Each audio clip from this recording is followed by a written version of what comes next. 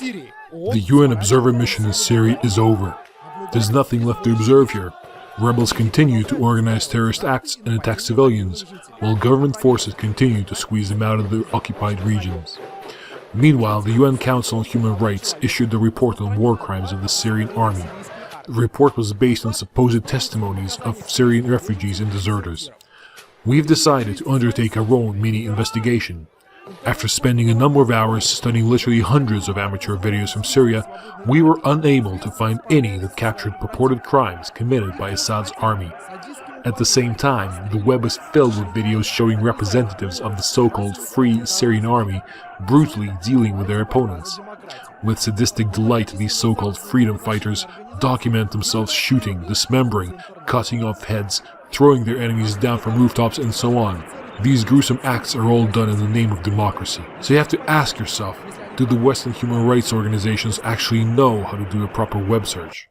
Meanwhile, as expected, the Syrian conflict spread across the border to neighboring Lebanon. After the rebels captured several Lebanese civilians in Syria, the Lebanese Shia Muslims began to hunt for the Syrian opposition in their own country. Lebanon quickly found itself on the brink of a religious conflict, and Saudi Arabia, Kuwait, and Qatar have all started emergency evacuations of their citizens from Lebanon.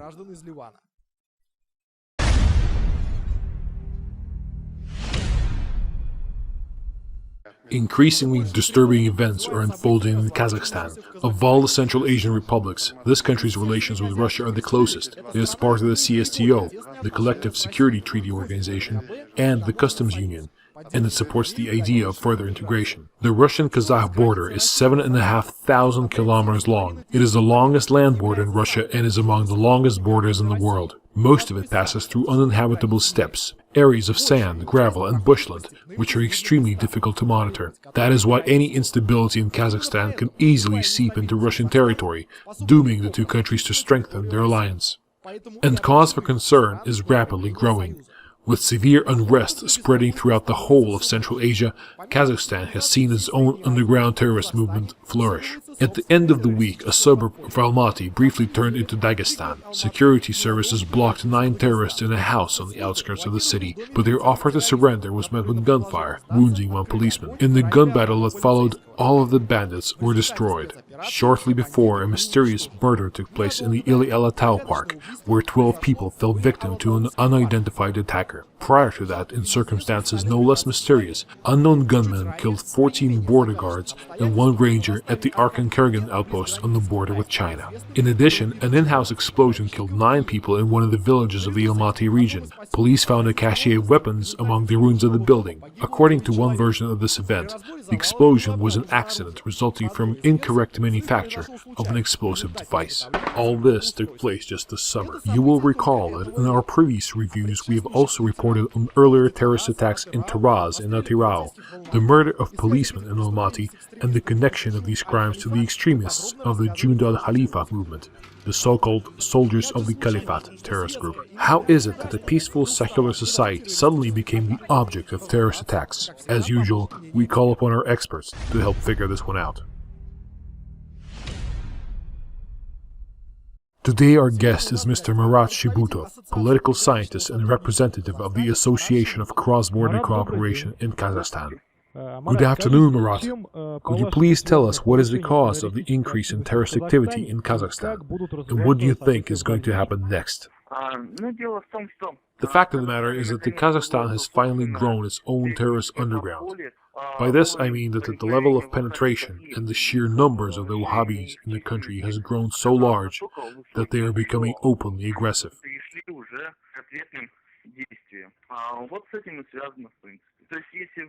If in early 2011 they simply reacted with terrorist attacks in response to arrests of their members, this year they are beginning to initiate such attacks. And do you think the government is capable of countering this threat?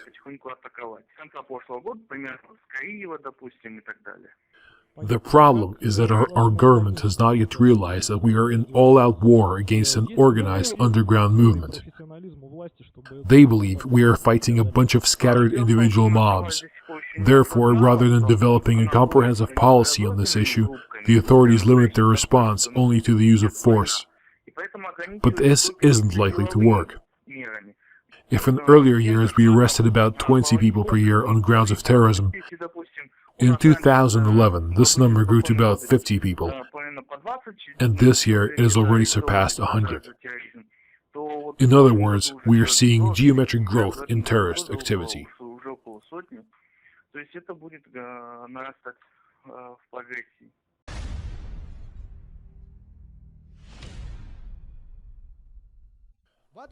We are beginning to receive accusations of being deliberately anti-American. Most of our critics like to point out that the US government spares no effort in trying to bring democracy to tyrannical and backward third world countries, and that we are being biased and unfair in our opinions. So for those who still don't get it, let's have a quick cross-section view at what it means to be a country singled out for a dose of US democracy. The arrival of NATO forces in Afghanistan brought true freedom, equality, and brotherhood to this backward nation. The grateful people of Afghanistan rejoice and give thanks to their liberators, or so the official story goes. Meanwhile, happy Afghan police shot dead 2 NATO soldiers in the Farah province on August 17th. On the same day in Kandahar, another cop shot and wounded 2 Americans. Elsewhere, other grateful Afghans shot down an American helicopter, killing 7 NATO soldiers. And this is just the tip of the iceberg. According to official data since the beginning of 2012, over 221 American soldiers were killed in Afghanistan. So why are the Afghanis so unreasonably opposed to the arrival of democracy in their land?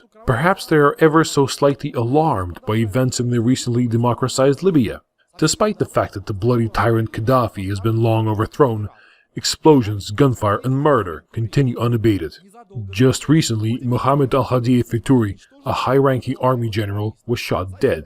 Shortly before the incident, 3 suspected terrorists were shot and killed in a gunfire exchange. The day before, a car filled with explosives blew up in front of the military police building. And prior to that, the military intelligence building was blown sky high. In early August, 7 employees of the Red Crescent were kidnapped and are still missing. Well, okay, you can argue that democracy in these countries is still very young, and its tender shoots need regular watering with fresh blood to flourish. So maybe countries where the new democracy is a bit more mature fare better. Let's take a look at Iraq. The other day, Iraq was swept by a series of terrorist attacks, leaving some 60 people dead and over 180 injured. The international news channels mockingly called this the bloodiest day in Iraq in the last 3 weeks. Jeez. Recall that on July 23rd, a similar attack claimed over 100 innocent civilians. Despite all this, NATO and its allies continue to enforce democracy in Syria and other countries.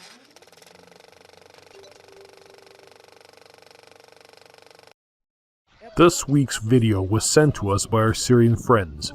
You can see that while the foreign instructor went for a smoke, his students, the Syrian rebels, decided to make a fun video of firing the mortar on some nearby bushes.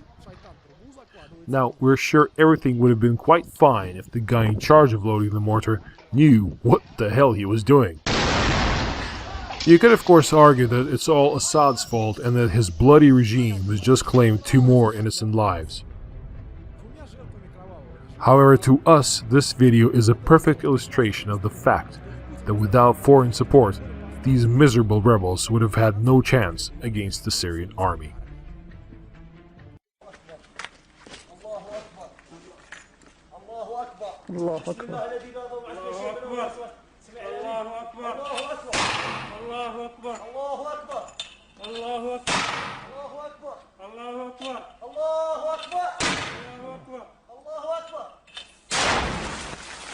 This weekly review has been presented by the Redivision of the World News Project. Please visit our blog and Facebook page at the links on screen right now.